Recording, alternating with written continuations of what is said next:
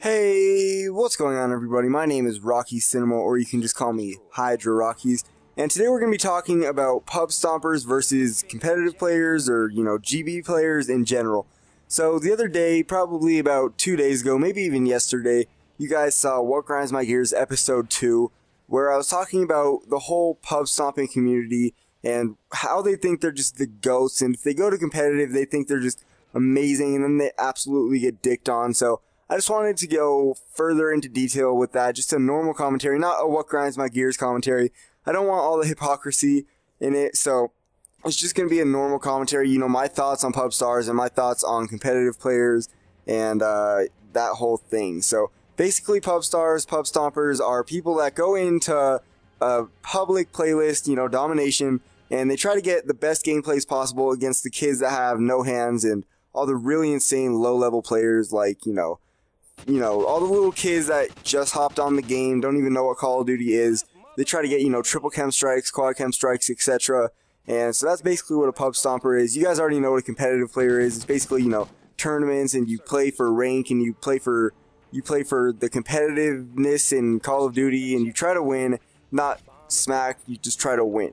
So basically what I want to talk about, like I said, is pub stars versus competitive players. So basically, the only people that are good at pub stomping is the people that surf and surf and surf for lobbies all day, all night, and they can spend, 8 hours and get 2 gameplays because they just keep searching and searching and searching for that one good lobby where they can get a good gameplay. And usually the people that get good gameplays have good internet. Usually the people that are really good at pub stomping have, Fios, have fiber, have fucking 20 up, something like that. Usually those are the people that are really good at pub stomping, and there is a few exceptions. Some people have really bad connection and still pub stomp, but they surf all day for good lobbies, and it's very stressful to get gameplays, especially if you're in a clan.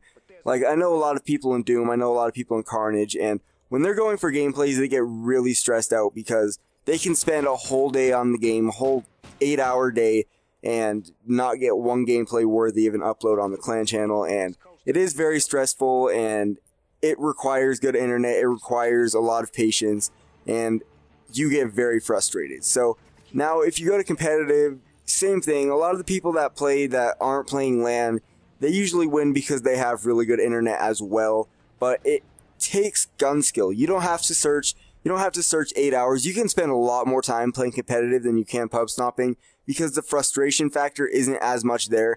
Now, it is definitely there. If your team is going on a losing streak and you lose, 3 games in a row, you are going to get frustrated. You are most likely going to rage. You are most likely going to get off the game for the night. I don't know. That's what I do, but I get a lot more frustrated playing pubs than I do in competitive. I know that if I lose a gunfight in competitive, it's most of the time gun skill, not connection. And usually in pubs, if you lose a gunfight, it's connection, because a lot of the kids that you play in pubs, especially if you're also a competitive player, you know that you're generally better than most pub players. Like, I'm not trying to be, like, all full of myself and everything, but generally the people that play pubs aren't as good with gun skill as people that play competitive.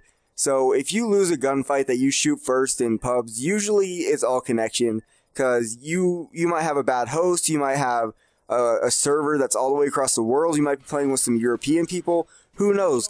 Public playlists generally have bad connection, and that's why I tend to rage a lot at it, because I don't have the best of connection, and I always lag in public matches. I always die. I can't ever get anything higher than a double chem streak because of my double chem strike, not double chem streak. A double chem strike because of my connection, and it's very frustrating. That's why I kind of went to competitive. I wanted to get better at the game, and a lot of people that play competitive generally are better than pub stars, and I'm sorry to say it, but pub stompers also tend to, die out.